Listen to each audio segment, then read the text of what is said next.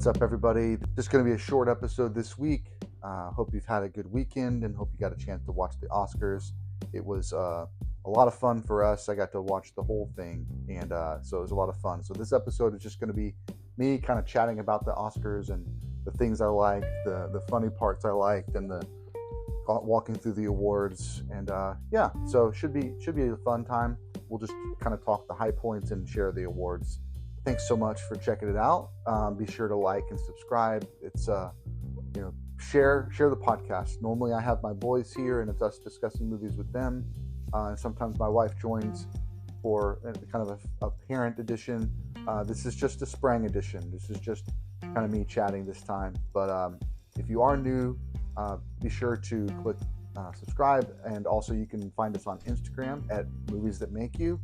And then if you want to check out our Letterboxd at I Am Sprang is where you can find that, and it's all the lists are there. So the movies that make you cry, the movies that make you laugh, the movies that make you smile. So you can kind of see what we're talking about when we say the movies that make you. So this episode definitely is the Movies That Make You award, as we talk about these kind of Oscar-nominated films and Oscar-winning films. So very cool. Thanks again for listening. You can definitely share the link to this podcast. We are on Apple Podcast, we are on Spotify Podcast, and everywhere else that podcasts are. So without further ado, let's get to the podcast.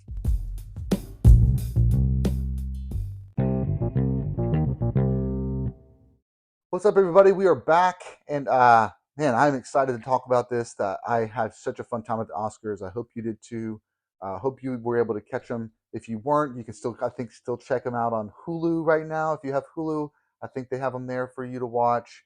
And I'll just say, it was a great show. From start to finish, it was a great show. They started an hour early.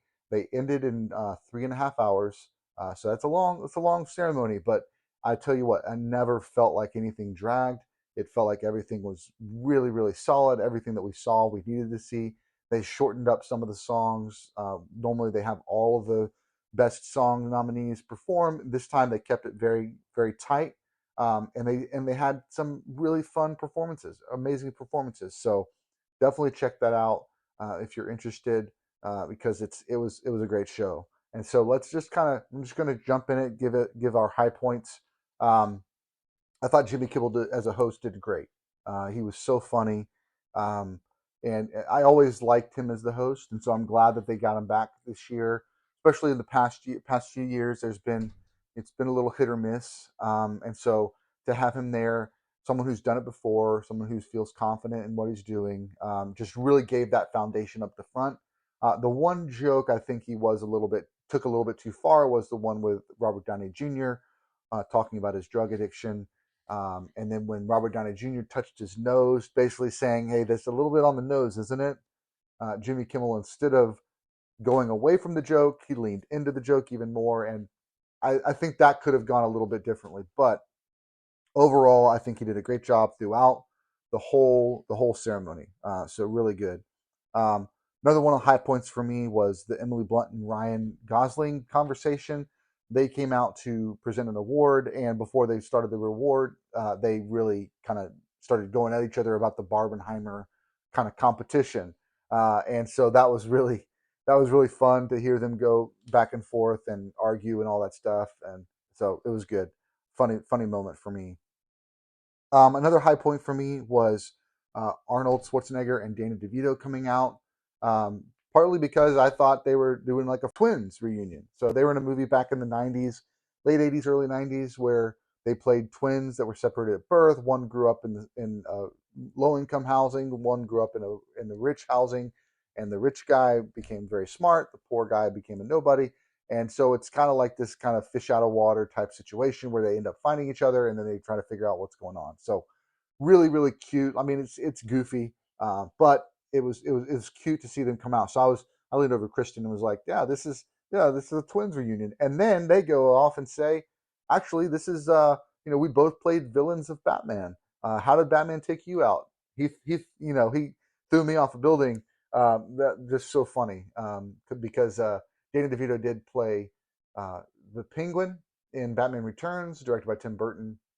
And then Arnold Schwarzenegger played Mr. Freeze in Batman and Robin with Joel Schumacher directing. And then they kind of pointed at Michael Keaton, said, "See, there he is," and Michael Keaton played into it just perfectly, giving them the stare down like Batman would have done, and just even at the end, just kind of motioned his hands like, "Come and get me."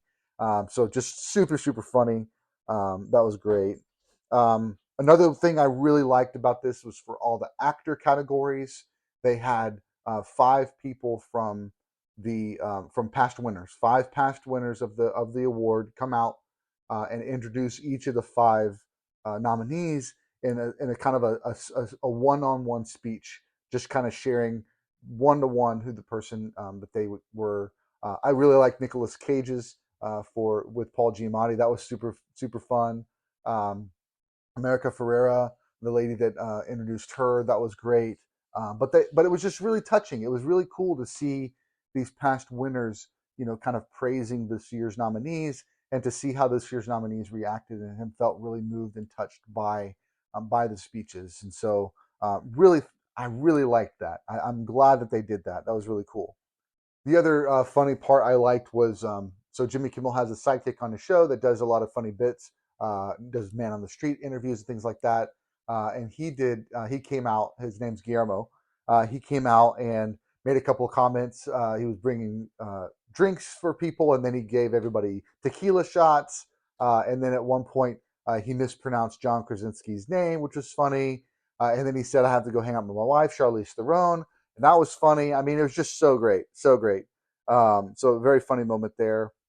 And I think one of the most funny moments of the whole night was Jimmy Kimmel's talking about this 50-year-old thing where there was a streaker that came on the stage at the Oscars 50 years ago, and then there's like, it would be crazy if that happened again, right? And then you see John Cena's head kind of pop out from behind the stage, and he seems to be naked. It seems like they were kind of working up this bit where he was going to run across the stage, and he didn't want to do it anymore. So Jimmy Kimmel says, "Well, then you present the award," which is so funny. So then he walks out holding the card in front of his private area, and he scoots out there and has to say the nominees for costumes, and it's just so funny, right? Like, because costume category, and he's not wearing anything, right? So it's just really funny bit. John Cena is just such a sport for going for that, and just really really funny. And you can find like kind of I've seen a couple of things around on Instagram that showed how they did it, showed like what they got approved for and all that stuff. And I mean, just the fact that he's willing to do that and not I'm sure he was nervous, but still, just to have the guts to do that, I got to give him props for that. That's pretty amazing. It's awesome. As far as the one other thing I did want to mention was the performances, the musical performances. They were really really solid. Ryan Gosling performing "I'm Just Ken" was epic in all things. It was such a huge performance, borrowed from Marilyn Monroe, Some Like It Hot movie, borrowed from Harley Quinn, Margot Robbie. They did that same kind of a scene, dance scene, and big Broadway number. And then just the fact that he basically performed the entire song live, and then the guys that were in the cast came out and they started dancing with it and all that stuff. I mean, it was just really really fun. It really got the energy up in the room. It was so great. A couple of the other performances were solid. The group from Killers of the Flower Moon performed their original song from the Osage Nation, which is super beautiful. Amazing that they got to be on that kind of a stage to highlight their history and their culture in that manner, to get that kind of love, to get that kind of notoriety, or that kind of voice in this, because of this movie, is really really great. But for me, the highlight of the performances was the one that won, and that was Billie Eilish. It was the first of the songs that they performed, and it was by far my favorite. Started with their backs to the audience, which was a really cool look. She's just kind of performing for us at home, and then the camera and the stage start to rotate, and it's just her and her brother. Her brother's playing piano, and then as it turns around and it's now she's facing the audience, you then see the curtains go up a little bit further, and it shows the full orchestra behind them, and that was just such a beautiful song for one. The performance was great. Love seeing her perform. Soft and very emotional performer. And I know she's got her songs that made her famous. Like "Bad Guy," which was a good song, a little bit more energy and all that stuff. But really cool to see her perform these softer numbers. Um, as far as the winners go, I was not disappointed with any of them by any means. Oppenheimer winning, I think, 7 awards. You had Poor Things winning 3 right there back to back with production design, hairstyling, and then the costume design, and then also winning for Best Actress with Emma Stone. That was great, very well deserving. Godzilla -1 winning for Best Visual Effects was just perfect. First Godzilla movie to ever be nominated, and then it wins. It's so great for those folks. Zone of Interest winning for the Best International Film, I thought was perfect. It was nominated for Best Picture, but I'm glad that it won for um, Best International Film. Um, Also, you've got Anatomy of a Fall winning for Best Screenplay. You got American Fiction winning for Best Adapted Screenplay. Both of those great movies. Excited that they got some love at the Oscars. Really fun to see that happen. Really glad American Fiction won for that because I really, really liked that movie. But I mean, of course, the king of them all, Oppenheimer winning a lot of the awards, including cinematography, editing, best picture, best director, best supporting actor, best actor, like just cleaned up on all those categories. And it was really cool to see Robert Downey Jr. Kind of go from where he's come from to now being nominated and winning for best supporting actor. That was just great. Um, and I will say too, I think one of the more touching speeches of the night was Davine Joy Randolph's speech. It was so great. She won. It was the first award of the night. She won for Best Supporting Actress, and just, I mean, it had me in tears. It was just so beautiful. She didn't talk about anything to do with the movie. It was just the people in her life that have given her the courage to do this. She never thought she'd be here. So touching, so great. Um, I did want to just give a quick shout out to the animated films. I hadn't watched either of them, but I know um, short film animated short was War is Over. Animated feature was The Boy and the Heron. We have seen some. Uh, we've seen Spirited Away, which is one of the, I think, by the same director as The Boy and the Heron. So we'll definitely watch that as a family at some point. And I was excited for that. I also heard good things about The Last Repair Shop, which is the documentary short, 20 Days to Mirapol documentary feature about the destruction and the issues happening um, in Ukraine. And then The Wonderful Story of Henry Sugar, which was the best animated short. I'm sorry, best live action short by Wes Anderson. He's got a very unique style. He's been nominated a whole bunch, has never won, but he did win for this one, so that was pretty cool. Um, but yeah, I mean, just overall a good night. Like I said, it felt like they spread the wealth.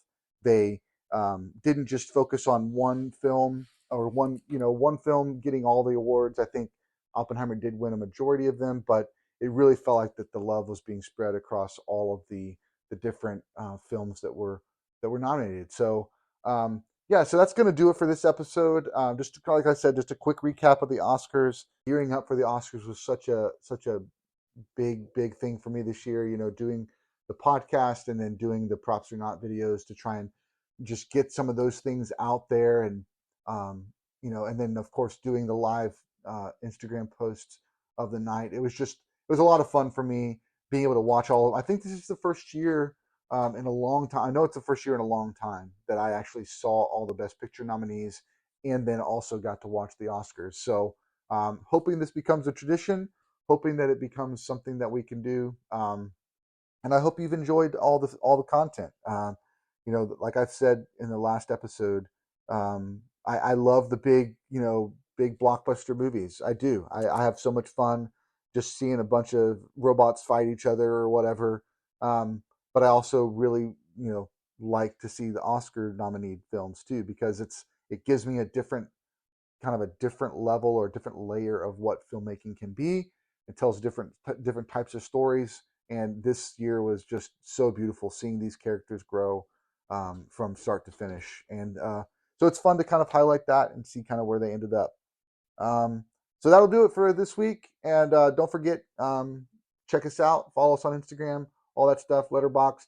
Hope you enjoyed this episode, and we'll talk to you guys soon.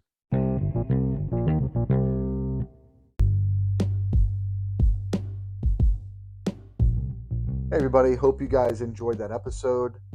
It was a lot of fun to kind of just recap the Oscars from the other night, and hope you've enjoyed that conversation. I did want to give you a quick update because we did this episode for this week.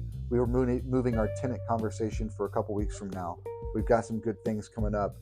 This next 2 weeks, we've got some films coming out. So Ghostbusters will post this coming Monday, and then Godzilla Kong series will post the following Monday, and then we'll do Tenet after that.